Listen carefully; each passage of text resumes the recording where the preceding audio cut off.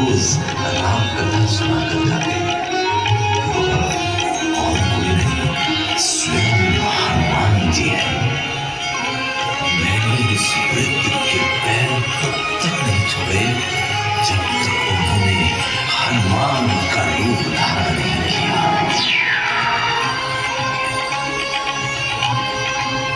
वह बोले, जा तुलसीदास, चित्रकूट की ओर प्रस्थान कर। वहां मंदाकिनी के पावन तट पर रामचरितमानस की रचना है। चित्रकूट में मंदाकिनी के पावन तट पर स्थित पार्वतीपुरी में रामनवमी के पावन दिवस पर रामचरितमानस का लेखन मैंने प्रारंभ किया। आप आज जहाँ विराजमान हैं, यहीं से प्रारंभ हुआ विश्व की सबसे प्रेरणादायक कथा का, जो सदियों के पश्चात आज भी उतनी ही प्रासंगिक एवं शिक्षाप्रद है। आइए श्री राम की इस अनूठी कथा के दर्शन एवं श्रवण का आनंद लें। जय श्री राम। बाल अध्याय। राम भगत विभूषित जिय जानी, सुनि हरि सुजन सरागी सुमानी। मंगल करनी कलिमल हरनी, तुलसी कथा रघुनाथ की। गति कूल कविता सरित की, जो सरित पावन पाठ की। प्रभु सुजस संगति भनिति भली, होई ही सुजन मन भावनी। भव अंग भूति मसान के, सुनिरत सुहावनी पावनी। शिव को, ब्रह्मा को मेरा नमन है। वाल्मीकि जिन्होंने इस दिव्य गाथा को पृथ्वी पर उतारा, उनको मेरा शत शत नमन है। राम के हर भक्त को मेरा नमन है। सरयू के पवित्र तट को मेरा नमन है।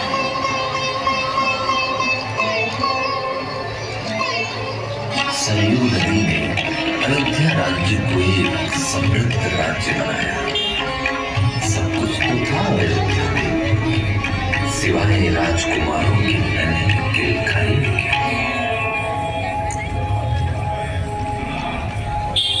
कई वर्षों की प्रतीक्षा के पश्चात गुरु वशिष्ठ की कृपा से अयोध्या के राजा दशरथ के घर में 4 दिव्य बालकों का जन्म हुआ। लक्ष्मण, भरत एवं शत्रुघ्न। उनकी प्यारी अखेलियों से पूरा राज्य झूम था। चलत रामचंद्र, बाजत पैजनिया। ठुमक चलत रामचंद्र।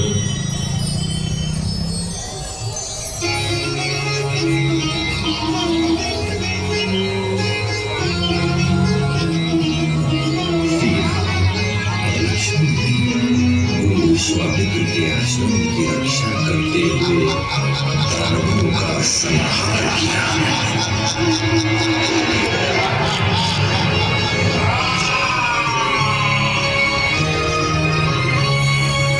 अथर्व ने श्रापित अहिल्या को मुक्त किया।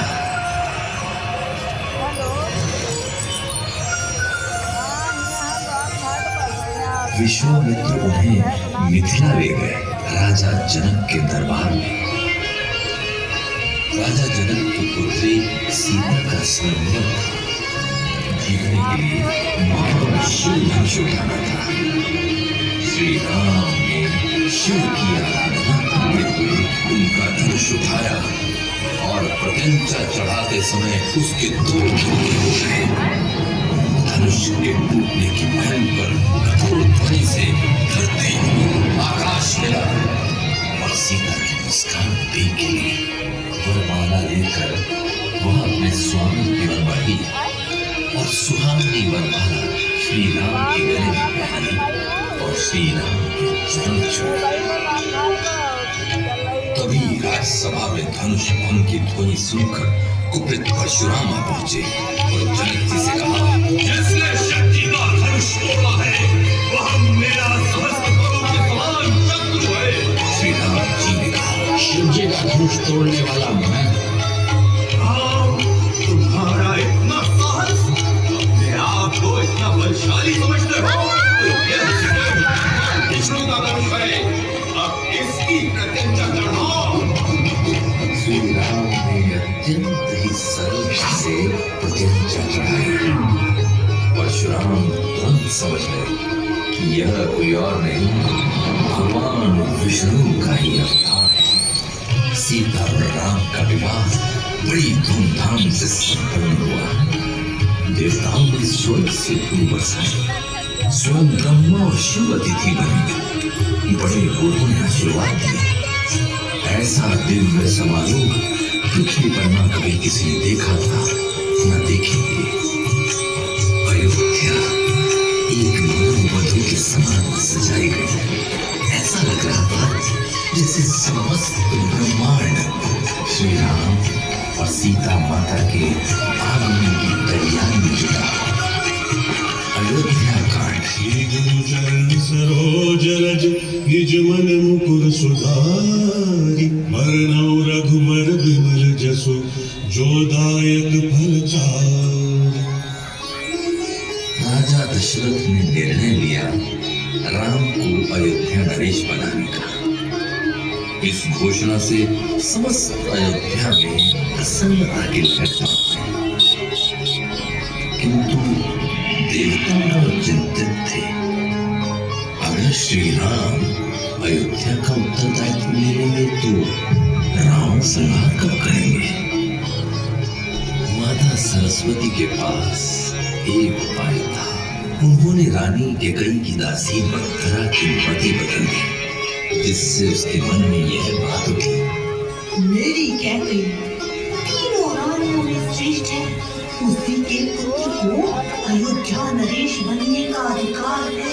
कैकेयी इस बात को सुनकर हंसी। कैसी बातें करती हूँ मंथरा, राम मेरा अपना पुत्र ही तो है। तुम्हारा पुत्र? नहीं, वो कौशल्या का पुत्र है।